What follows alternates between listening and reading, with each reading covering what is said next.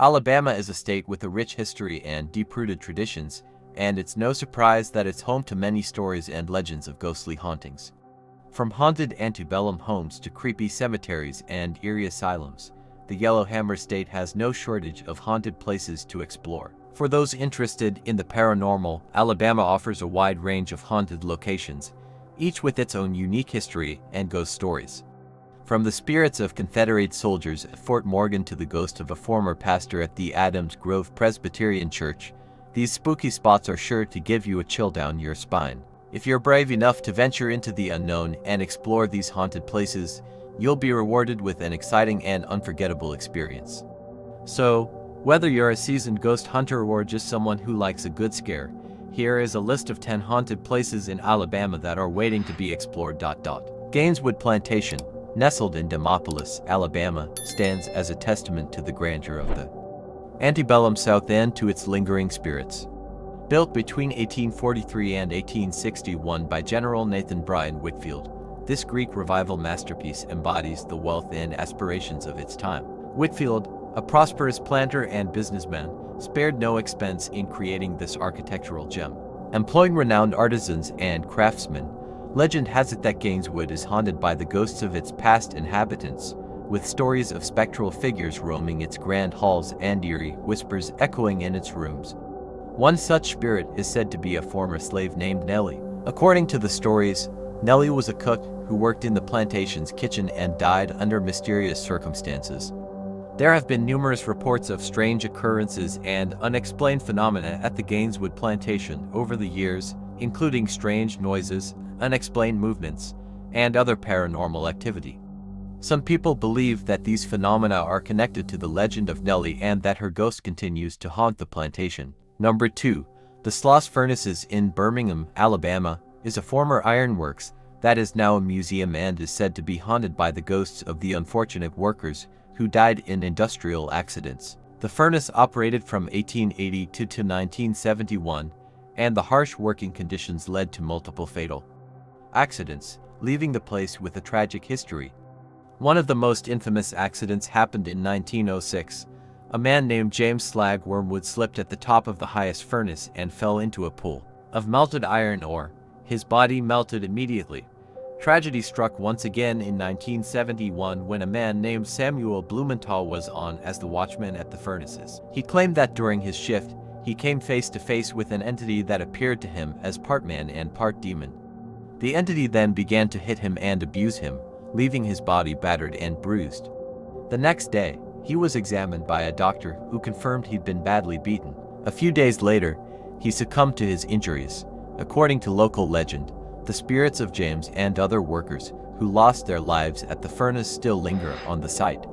Visitors and employees have reported strange noises, unexplained movements, and other paranormal activity. Some people have claimed to have seen ghostly figures or felt a presence while inside the furnace. Number 3. The Fort Morgan Military Museum, situated on the picturesque shores of Mobile Bay in Alabama, stands as a living testament to the region's military history. Originally constructed in the early 19th century, Fort Morgan has played a pivotal role in defending the United States during key conflicts, including the Civil War and both World Wars. The museum, housed within the fort's historic walls, chronicles the stories of the brave soldiers who served here, showcasing artifacts, weaponry, and interactive exhibits that bring history to life. The museum is said to be haunted by the ghosts of many soldiers who died while the fort was still in use. One of the more notable ghosts is that of a Confederate soldier who died during the Civil War. One of the most haunted areas of Fort Morgan is the barracks where soldiers used to sleep.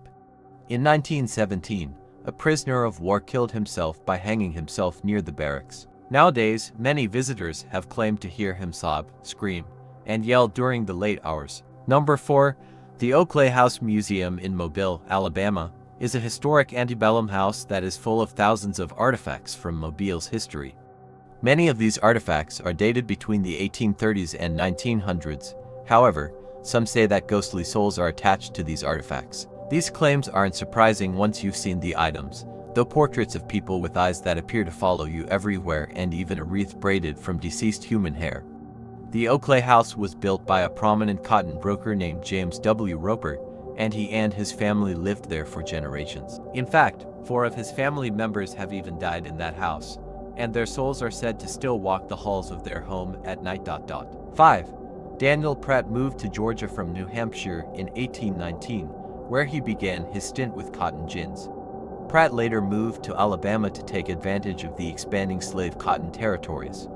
The Daniel Pratt Gin Company was founded in 1833, and he began manufacturing in 1836. In 1838, he formally founded the town of Prattville, Alabama. By the 1850s, Pratt gins were being sold across the U.S. and even in world markets. Prattville also boasted a cotton mill and a woolen mill. The Pratt Cotton Gin is haunted by the Black Lady, who represents the poor and abusive work conditions during the time of the factory's operating years. She wears a black dress and has been witnessed by locals exploring the area from the hours of 1 a.m. to 4 a.m. One of the haunting events that occurred in the factory's heyday was the death of a little boy named Willie Youngblood, who fell to his death from an elevator shaft. Out of grief and depression, his mother later similarly committed suicide. 6. Many years ago, a teenage girl and her boyfriend were driving home from prom when they got into a fight. Not wanting to be with him any longer, the girl requested that he pull over and let her out. He did as she asked, and she began walking home. However, she never made it. A truck ran the young girl over and abandoned her there, not even stopping to see if she was all right. The following morning, her corpse was discovered in a ditch. Legend has it that if you drive down Highway 5 in Lynn, Alabama, you may see the apparition of the girl walking along the road, still trying to get home. Spooky. 7. Built by an affluent family, the King Criswell Garrett home has stood for over 150 years.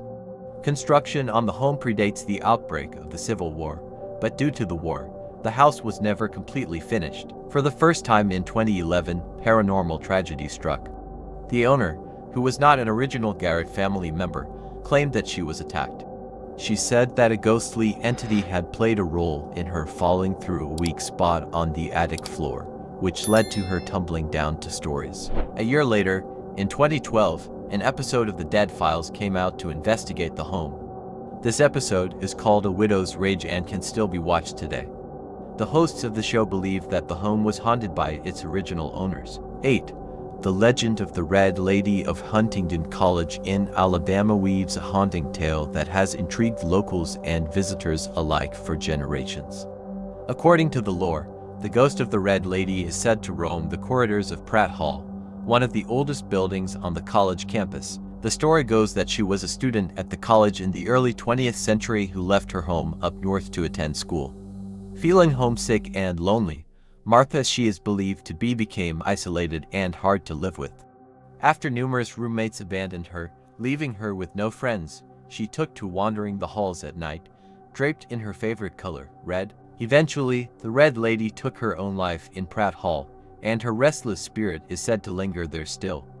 Whispers of eerie encounters with the Red Lady abound, with reports of strange sounds, unexplained cold drafts, and sightings of a spectral figure cloaked in a flowing red gown. Some claim to have heard her weeping in the dead of night, while others tell of feeling an unsettling presence in the empty halls. To this day, the legend of the Red Lady continues to capture the imagination of those who walk the grounds of Huntingdon College, adding a chilling layer to its rich history. 9. Although it may appear to look like any other playground, fitted with a swing set and climbing gym, Maple Hill Playground is more than meets the eye. Its other more commonly known name is Dead Children's Playground. How did it get that name? Well, for starters, it's part of Maple Hill Park, a local historic cemetery. Locals often claim that they see the swings moving on their own and that ghostly apparitions can be seen. If you're a doubter of the paranormal, this could be chalked up to wine and bad vision. After all, no one died there, right, wrong. A few feet from the playground are miles upon miles of limestone, adding to the eerie landscape. The adjoining cemetery consists of hundreds of children who died in 1918 during the Spanish flu and are said to run around and play in the dark, shadowy playground. 10. The Adams Grove Presbyterian Church in Alabama is a historic church that is said to be haunted by the ghost of a former pastor. The church was built in the late 1800s and has a rich history in the community. Locals and non-locals alike have claimed to see different spirits. The haunted church is ironically attached to the most haunted cemetery in Alabama. These spirits aren't your friendly Casper ghosts, though they are malevolent. One particular spirit who's been seen by many both in the church and in the cemetery is that of a man with dark red eyes. Another ghost is that of a former pastor who died in the church and still lingers on the premises. Visitors have reported strange occurrences, such as ghostly figures seen wandering the church, the sound of crying, and eerie feelings of being watched. Some claim to have felt a sense of unease or to have experienced a chill while inside the church, as if the ghostly presence of the former pastor still lingers. There are even stories of ghostly organ music being heard, even when the organ is not being played, and doors opening and closing on their own accord.